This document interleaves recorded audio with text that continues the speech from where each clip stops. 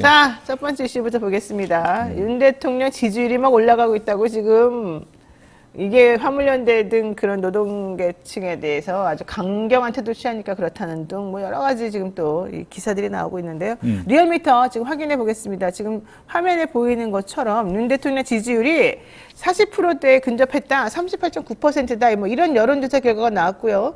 부정평가도 60% 미치다. 20주 만에 한 5개월 만에 60% 밑으로 떨어졌다. 이렇게 나왔거든요. 이거 좀 설명 좀 해주실까요? 예, 뭐 말씀하신 대로 긍정이 38.9, 부정이 58.9, 이제 20% 포인트 격차인데 네. 비슷한 기간의 한국갤럽 조사는요 30대 61입니다. 30대 61. 그러니까 갤럽하고 완전 차이가 많이 나네요. 그렇습니다. 리얼미터 조사는 지난 7월 이후 지금까지 딱 한 번 빼고 전부 30%대였습니다. 네. 자, 한국갤럽 매주 조사 같은 기간에 7월 첫 주부터 이번 주까지 지난주까지 살펴보면은 5주 빼고 모두 20%대였습니다. 네. 게다가 제일 높았던 게 33%였습니다. 오. 제가 나름대로 아침에 와서 찾아봤는데 네. 그렇습니다. 그 리얼미터 조사는요 많은 그 여론조사 전문가들이 한 목소리로 평가하기를 보수층, 여권 지지층의 바이어스가 많다. 그래요? 예, 오. 비교적 많이 들어갔다라고 보는 것이 합리적입니다. 자, 근데 여기서 우리가 중시해야 될 게 뭐냐면은 네. 국정수행 지지율보다도 잘 못한다, 아주 못한다 이런 부정평가층입니다. 네.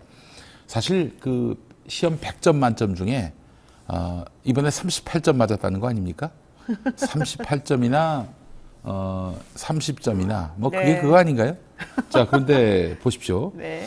그 이 지지층과 관련해서는 국정수행 잘한다는 지지층을 보면은 한국갤럽 30 그리고 리얼미터는 38이잖아요. 네. 근데 못한다 이건요 리얼미터가 58.9 그리고 한국갤럽은 60입니다. 오. 큰 차이가 없어요. 그러네요. 예. 똑같 비슷하네요, 진짜. 예, NBS 조사라고 아시죠? 네 개 네. 여론조사 기관이 이제 비싼 돈 이주마다 한 번씩 하는 들여가지고 거. 만드는 네. 여론조사 같은 경우 이 부정이 60, 지지가 32였습니다. 그러면은 지금 대략 콘크리트 반대층이 한 콘크리트 60% 된다 이렇게 보면 합리적입니다. 48.56이 윤석열 대통령 지지율 대선 때 득표율 아니겠습니까? 네. 48.56%. 이번에 리얼미터 조사 결과는 38.9%. 네. 알겠습니다. 자, 어쨌든 중요한 거는 왜 어쨌든 올라가는 경향을 보이고 있느냐. 이걸 것 같은데 보니까 뭐 도어 스태핑 중단으로 불필요한 논란이 사라졌다. 화물연대에 대한 대응으로 중도층이 좋아하고 있다. 이런 분석을 하는 것 같습니다. 예, 중도층 지지율도 이제 소폭으로 오르긴 했는데 말이죠. 네. 그 역대 대선을 한번 보겠습니다. 지금의 여권, 그러니까 보수 정당의 지지층이 네. 가장 결집하기 힘들었던 때가 바로 지난 19대 대선 아니었습니까? 문재인 네. 대통령 나오고 홍준표 대표, 유승민 대표 나왔던 안철수 대표 나왔던 그 선거. 그때 보수표를 한번 따져보면은 네. 득표율에서 홍준표 24, 안철수가 한 20 넘었거든요. 그렇게 21이었는데, 많았나요? 예, 한 3분의 1로 하죠. 한 7%. 네. 그리고 유승민이 6, 합치면 37%입니다. 그러니까 리얼미터 지금의 38% 지지율은 이 보수층이 이제 얼추 결집했다, 복원됐다 이렇게 보는 것이 맞을 것 같은데, 근데 갤럽 조사는 아직 거기에 많이 미치지 못하는 지지율입니다. 결국 이제 말씀하신 대로 도어 스태핑 중단으로 인해서 리스크 요인이 줄었고요. 그리고 노동계에 대한 강경 대응으로 무슨 일이 있어도 보수층을 지지하는 층들이 최대한 모아졌다 이렇게 보는 것이 합리적일 것 같습니다. 제가 봤을 때는 뭐 중도층의 폭넓은 지지가 복원됐다 이렇게 보기는 무리가 아닌가. 리얼미터 조사만 보더라도 그렇죠. 이렇게 판단이 됩니다. 어쨌든 뭐 결집하고 있다 이런 얘기들은 좀 맞는 것 같은데 또 한편 이런 얘기도 있습니다.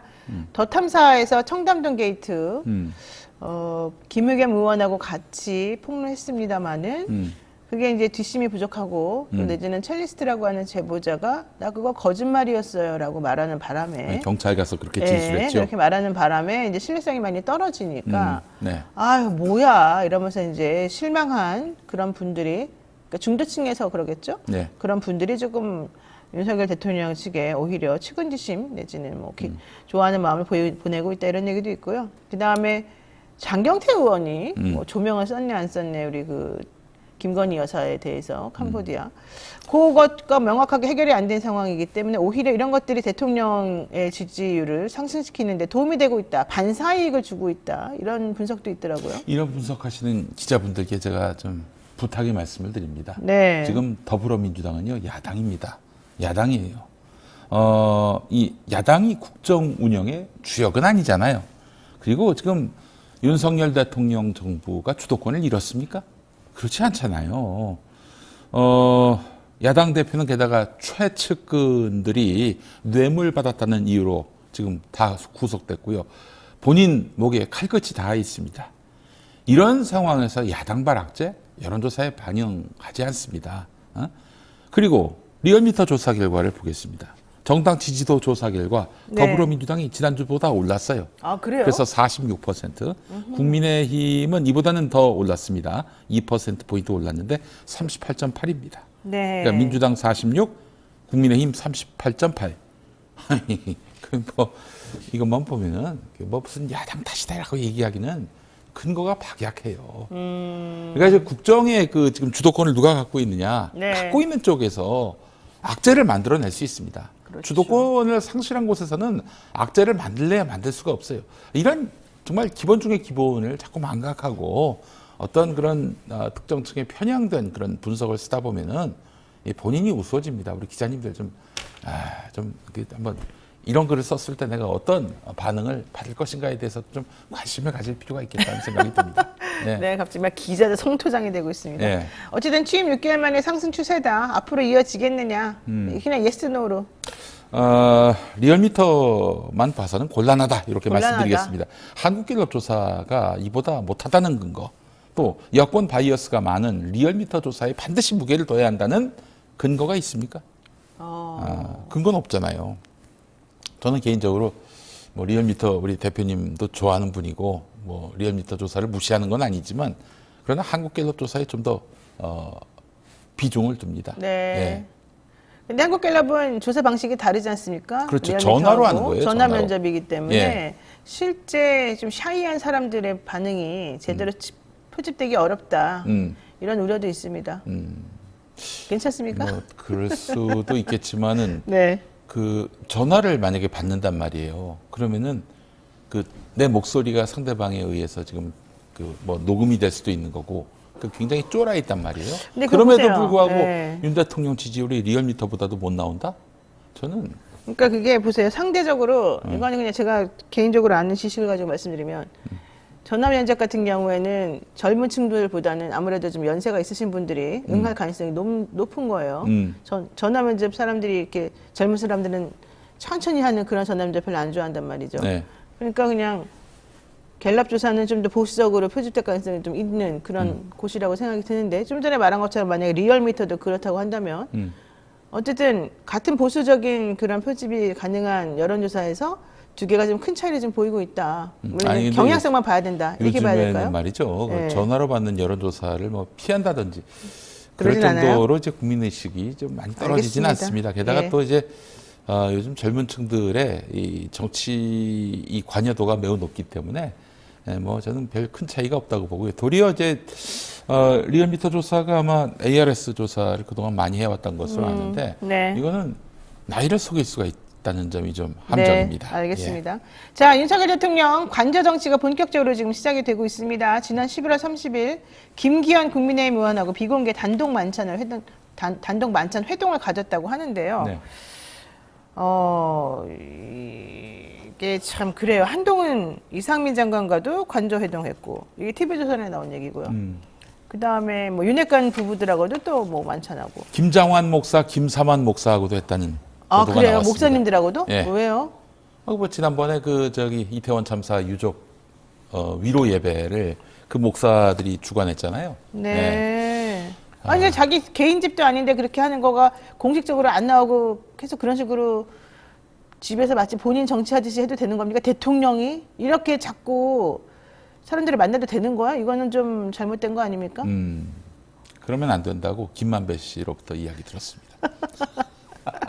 아니 저는 개인적으로 예. 말이 안 된다고 생각하는데 대통령이 자꾸 그런 식으로 개인 정치를 본인 집도 아니잖아요. 관저 정치. 보면은. 예, 예. 그렇게 하면 안 되는 것 같고 왜냐면 그 비용 전부 다 우리가 내는 거 아닌가요? 국민 세금으로 내는 거죠. 예, 예. 그러면은 공개를 해야 되는 것이고 왜 대통령이 자꾸 당 사람들을 만나면서 개인적으로 이렇게 그럼요. 관저에서 관계가 누구를 만났는지 또 얼마의 비용을 들였는지 그것도 다 이거 공개를 매우 해야 부적절한 하고요. 것 같은데. 그 관저를 어떻게 그곳으로 정했는지 그 선정 과정도 투명하게 공개가 돼야 하는데 공개할 의지가 있는지는 의문입니다. 자, 예. 그런데 더 중요한 얘기입니다. 김기현 의원이 거친 발언을 많이 내뱉고 있는데 윤 대통령이 김기현 의원을 만약 콕 찍어서 따로 얘기하고 한 게 무슨 의미일까요? 네, 뭐 그래서 일각에서는 차기 당권을 김기현 의원에게 맡기려고 하는 것 아닌가 하는 얘기가 나오는데 말이죠. 어허. 이 김기현 의원 요즘 아주 말이 거칩니다. 네. 화물연대 파업에 있어서 대화 대신에 민주노총 해체를 주장하고 있단 말이죠.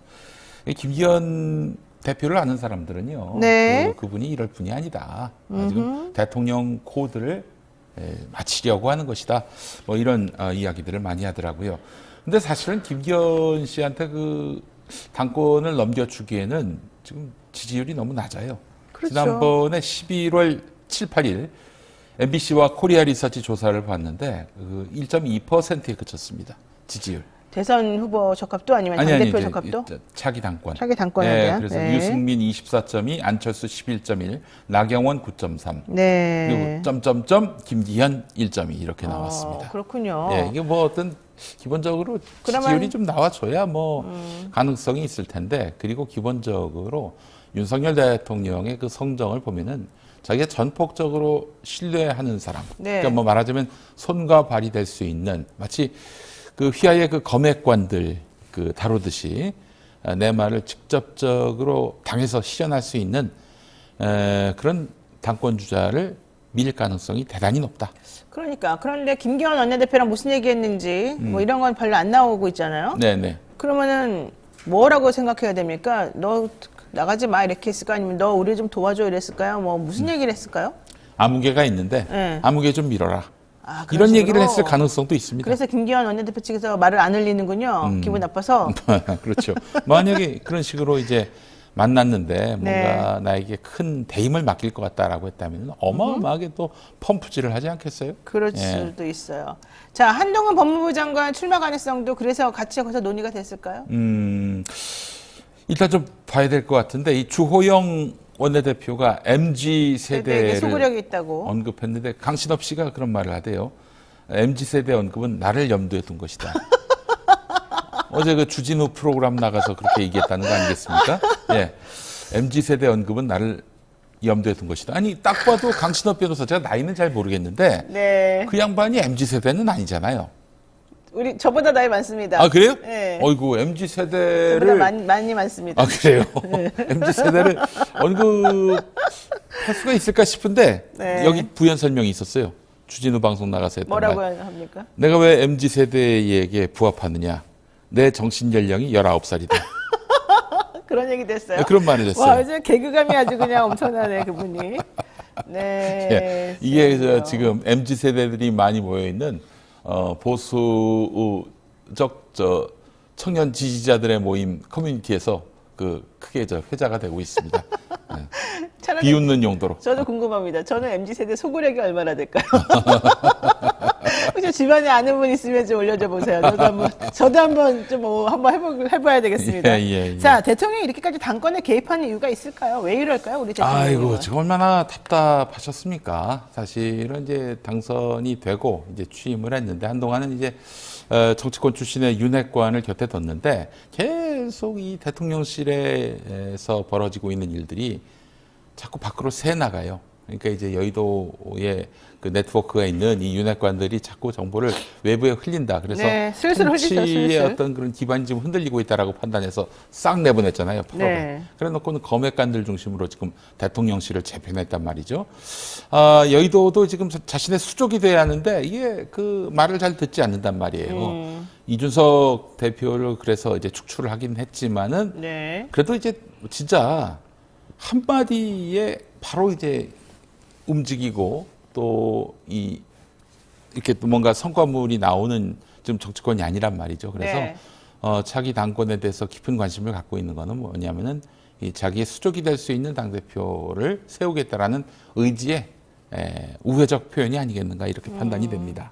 자, 이재명 대표가 어제 취임 100일을 맞았습니다. 그래서 요거 하나만 좀 더 아, 얘기하면 예. 안 될까요? 예, 주간조선하고 K스텔 리서치가 10월에 조사한 게 있어요. 10월에? 네, 10월에 조사한 건데 뭐 지금하고 큰 차이는 없을 겁니다. 20대 남성의 호감도, 20대 남성의 비호감도. 그러니까 MZ 세대는 과연 어떤 정치인을 네. 좋아하는가? 그 조사한 게 있는데 또 20대 여성의 호감도, 비호감도가 있는데 20대 남성의 호감도에 있어서 홍준표 네. 59.8. 오, 높네요. 예, 안철수 42.5, 유승민 39.6, 오세훈 34.4, 한동훈 25.1. 오, 이십- 제일 나이 젊을 텐데도 그렇게 되네요. 글쎄 말이에요. 여기서 제일 오. 젊어요. 20대 남성 비호감도 1위 이재명 70.1. 그리고 안철수 47.8, 이낙연 45.2, 박용진 42.8, 한동훈은 40.6 이렇게 나왔습니다. 그렇군요. 20대 여성 호감도 1위 이재명 48.8. 재밌네요. 네. 그거는 또. 안철수 네. 32.9, 이낙연 31.1인데 한동훈은 14.6, 14.6. 그리고 20대 여성 비호감도 1위 오세훈 69.5, 2위 60.6의 홍준표, 3위 59.7의 안철수, 4위가 한동훈 한동훈이다. 58.3 이렇게 돼 높네요. 있습니다. 예. 우리 한동희 기자 얘기랑 딱 맞아 떨어지네요. 네. 제가 좀 전에 저에 대한 2030 세대, MZ 세대 소구력을 좀 알려달라 그랬더니 한 명도 대답을 안 해. 이건 두 가지로 해석이 되겠죠. 우리 애청자 영천이들은 2030이 없다. 아니면 그냥 너무 나쁘니까 나에 대해서 좀 슬퍼할까봐. 혹시 월드컵 보고 지금 자고 있다는 생각은 안 드십니까? 지금 출근했겠죠. 내지는 학교 갔거나. 요즘 애들 기말고사 기간 아닌가요? 학생들? 죄송합니다. 애들이 아니라. 예. 자, 어쨌든 청년들 힘듭니다. 제가 잘 도와드리겠습니다. 자, 이재명 대표 얘기를 이제 해보겠습니다. 취임 100일을 맞이해서 민생 기조를 내놨는데요. 측근에 대한 얘기는 왜 하지 않냐. 사법 리스크를 만들어 놓고는 왜 무책임하게 아무 말도 안 하냐. 뭐 이런 비판도 있었던 것 같습니다.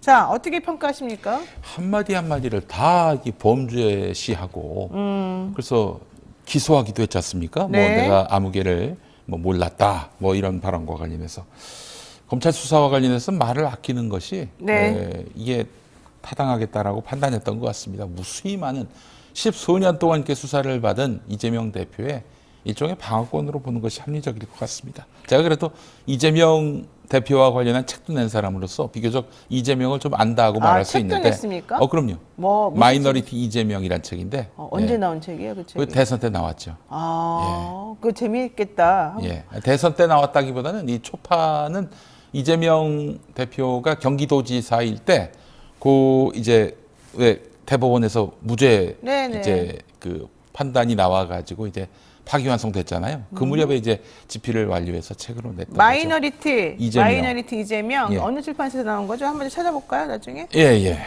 출판사 이름을 까먹었습니다. 예. 찾아보시면 나옵니다. 이런 분이 다 있나? 자, 남욱 변호사가 대장동 개발 사건 관련해가지고 증인으로 출석해서 여러 가지 얘기를 했습니다. 근데 계속해서 말이 좀 왔다 갔다 하고 있고, 씨알도 안 먹힌다 이 표현은 맞지만, 공식적으로는 맞지만, 그건 아랫사람이 다 해먹었다는 뜻이다. 뭐 이런 취지로 또 발언을 했어요. 네. 남욱 변호사에 대해서 우리가 어떻게 판단해봐야 될까요? 아니 아랫사람이 먹었으면은 그 먹은 거 아닙니까? 우리가 왜 그걸 분리하죠? 그러니까 이재명 대표 측으로 올라갔다는 뜻이 무슨 말이에요, 그 말이 지금? 그러니까 말이. 예. 이재명 대표에 대해서 씨알도 안 먹혔다는 말은 본인이 한 말입니다. JTBC 네. 인터뷰에서. 그렇죠. 실제로 그건 영상으로 남아 있고요. 그런데 이재명까지는 안 갖고 밑에서 다 먹었다? 아니 그건 어떻게 알아요, 그거는? 그거 웃긴 말이죠. 본인은 모른다고는 했어요. 김만배 측 변호인이 당신 돈 줬다 그랬더니 맞습니다. 그렇게 들었습니다. 그럼 돈이 전달된 걸 봤습니까? 보지 못했습니다. 네. 확인을 못했습니다. 이런 얘기 계속 하고 있습니다. 예. 그러니까 본인 개인적인 생각을 계속 얘기하는 거라고는 거죠. 계속 스텝이 꼬이네요. 예. 앞에 했던 말 다르고 뒤에 했던 말 다르고. 네. 이게 스텝이 과연 보인다. 법원에서 이 말에 그 신빙성을 인정할지는 뭐 두고 볼 일입니다만은 네. 이거 너무 말이 달라지니까 뭐 어떻게 정리가 할 길이 그렇죠. 없네요. 예. 요 얘기를 하나 하겠습니다. 네. 정영학 회계사가 대장동 비리 의혹 관련 자료를 이낙연 전 대표 측에 건넨 것으로 들었다. 기자한테 들었다. 뭐 이런 얘기를 또 했습니다. 네네네. 하지만 윤영찬 의원 쪽은 부인했습니다. 화냈고. 윤영찬 의원은 뭐 누가 보더라도 이낙연 전 대표의 측근이죠. 이 동아일보 선후배사이기도 했고요. 네. 예. 또 대선 때는 뭐 거의 대변인 역할도 했었고, 심지어는 윤영찬 의원이 그 이낙연 대표에게 그 이재명 1등을 인정하지 말고 나와라, 뭐 이런 식으로 이야기했다는 설도 풍문처럼 돌았는데, 뭐 그 관련한 동영상도 있었던 것 같고요. 근데 이제 우리가 여기서 주목해야 될 부분이 뭐냐면은 이거 네. 대장동을 최초로 보도한 기자가 있습니다. 바로 경기 경제신문의 박종명 대표 기자인데, 네. 올 3월 8일에 미디어 오늘 기사를 보면요, 이것은 대장동 관련한 건은 민주당에서 자신한테 제보한 것이다, 이렇게 밝힌 부분이 맞아요. 있습니다. 예, 민주당 경선 과정에서 같은 당 핵심 후보 측이 제보했다. 같은 당 핵심 후보 누가 있을까요? 당시에 1, 2위를 다퉜던 후보가 아닐까 추정하게 되는데, 그렇다면 이낙연 후보 쪽에서 제보를 받은 게 아니겠는가, 이런 생각이 들고요. 그러면은 남욱 변호사 말이 맞네요, 이 부분은. 이 윤영찬 의원은 이거 반박하고 있는데, 윤영찬 의원 아닌 다른 이낙연 후보 쪽 정치인에게 넘어갔을 가능성도 배제할 수는 없겠습니다만은, 적어도 이낙연 전 대표와 무관해 보이진 않습니다. 왜냐하면은 그 대선 때 가장 뜨겁게 쟁점화했던 캠프는 바로 이낙연 캠프였거든요. 네. 예. 그러면 앞으로 민주당 분열 가능성도 있는 거 아니에요? 이낙연 전 대표가 뭐 다시 와서 뭐 불을 지핀다? 지펴질까요? 아, 그럴까요? 의문입니다. 예. 알겠습니다. 오늘 김현미 평론가하고 또 여러 가지 속 깊은 얘기를 하다가 말았습니다. 또 모시고 얘기를 해야 될 것 같습니다. 네, 오늘 평론가님 고맙습니다. 네, 감사합니다.